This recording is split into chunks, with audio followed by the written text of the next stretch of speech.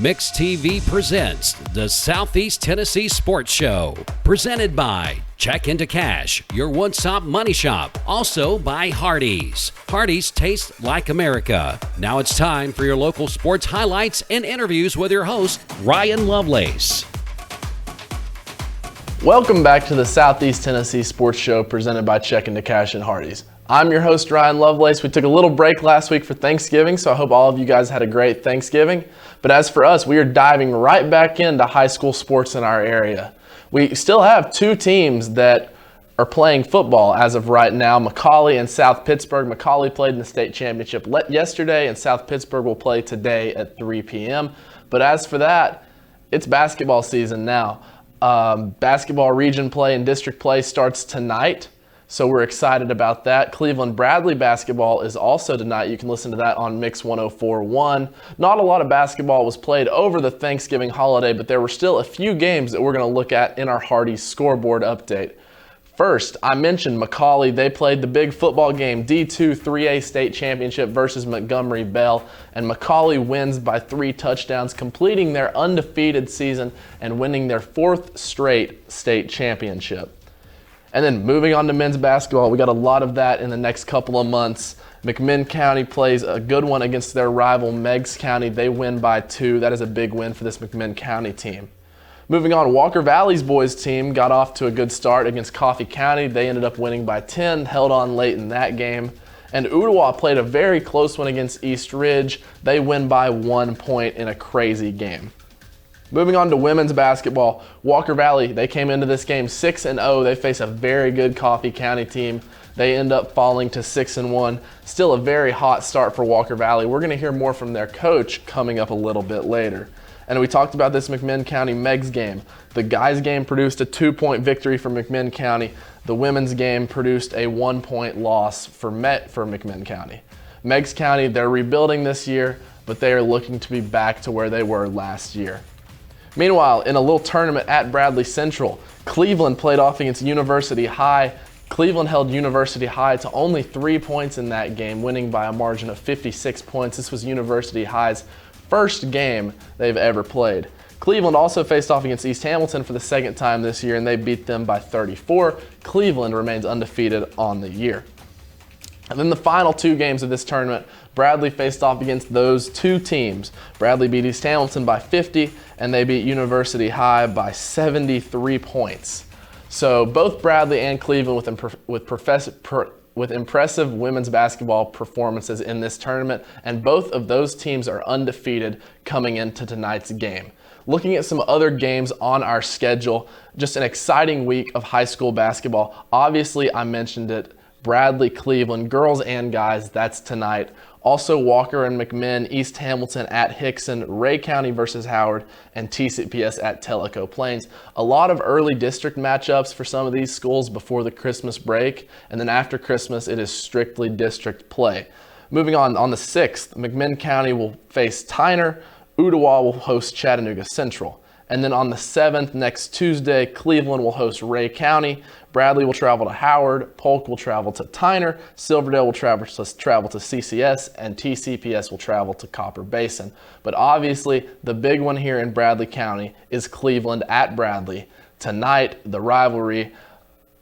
Bradley's girls team is very good. Cleveland's girls team is also very good. Both teams are undefeated this year. The guys' teams, both teams are 1-3. So on paper, this is going to be a pretty even matchup at Jim Smitty Arena. And you can listen to that game on Mix 104.1. Girls tip-off is at 6. Guys tip-off is at 7:30. We are going to take a quick break, and when we come back, we are going to speak with Walker Valley head girls basketball coach Drew Linus about his team's impressive 6-1 start to their season, in which they won 6 of their first 6 games. This is the Southeast Tennessee Sports Show presented by Check Into Cash and Hardee's. We will be right back. Did you wake up craving a made-from-scratch biscuit topped with tender prime rib and a fried egg? How about now? The new prime rib and fried egg biscuit at Hardee's. Feed your happiness. You're watching the Southeast Tennessee Sports Show presented by Check Into Cash and Hardee's. Now back to your host, Ryan Lovelace. Ryan Lovelace here at Walker Valley High School, joined by head girls basketball coach Drew Linus. Coach, jumping right in, you guys won your first 6 games. It's your hottest start since 2010-2011, where that team won 25 games that year. Yeah. You guys won 8 games last year. You're already up to 6 this year, so a nice 75%. But how did you guys prepare over the summer and preseason just to come out and have this great start? We at the end of last year we talked about how this year was going to be different. It was going to be different in a lot of aspects. We had a couple coaches changes. We had a few girls graduate that had contributed a lot of minutes. We had a lot of young girls that were coming up that we knew were going to play for us and start for us. And so it was we knew it was going to be different in a lot of ways. And from the summer to the fall, the mindset approach, the effort, the workouts, everything just changed, and we really stepped it up. And the girls wanted to see change in the program. They wanted to see us step up record-wise and take that next step. We played a lot of games this summer, and to kind of prepare for, hey, our inexperience is going to show if we don't play in these games like we should. And so I think that's really carried us into the preseason and into our first 7 games. It's been a great start, a fun start. Girls were really excited. That 6-0, winning our first 6 games was a lot of fun. Now we lost on Tuesday to kind of bring us back down to earth a little bit with a big beat down by Coffee County, but they're good. And so the first 7 games, we ended November at 6-1, and so we're excited about getting started in December and seeing how things go. So talking about that loss to Coffee County, how have you guys come out this week after the loss and got back to work to prepare for the rest of the season? Yeah, so after the game on Tuesday, we said, I asked them, I said, does one game define us? And they all said no. And I was like, does one loss define us? And it was like, no. It was like, is the season over because we lost tonight? And the answer was no. So it was like this common thing of no. And it was like, hey, we got 2 days to get ready to work for McMinn County on Friday. And we had one of our best days of practice yesterday since I've been here. The energy was great. The enthusiasm was great.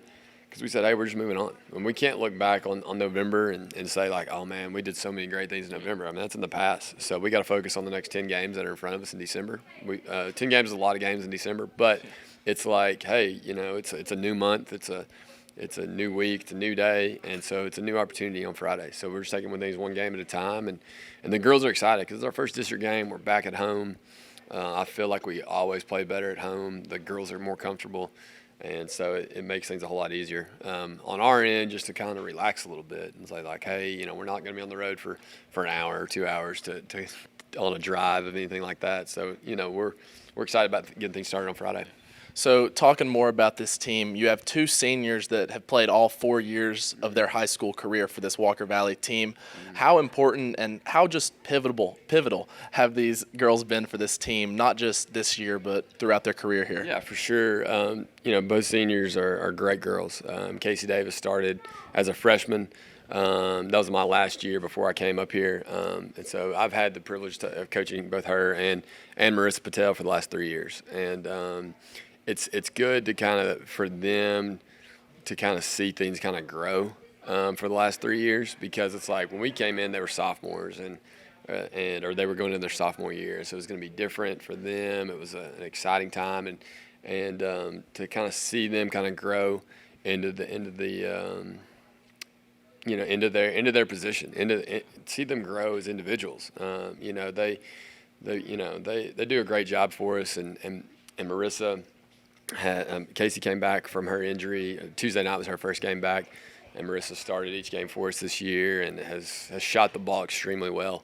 And so, she's looking to continue that, and we'll ease Casey back into it minutes-wise over the next couple of weeks, and, as she gets back into rhythm. And so it'll be fun to see them kind of grow up again this year and, over the next 2 months. They don't want the season to end, obviously, anytime soon, but they know that February, when we get to February, it's kind of winding down for them. But they do a good job of setting an example for those younger girls. We got a lot of younger girls, and so I tell people a lot of times we're inexperienced, but we've got experience. And they look at it. So we've got those 2 seniors who have played a lot of minutes, the 3 juniors are stepping into bigger roles this year, but they didn't play many minutes as sophomores. And then the sophomore class some of those girls are 15 years old, and so a couple of them started for us last year, but a few of them it's their first go around with a varsity experience, and so we're young, experience-wise and age-wise.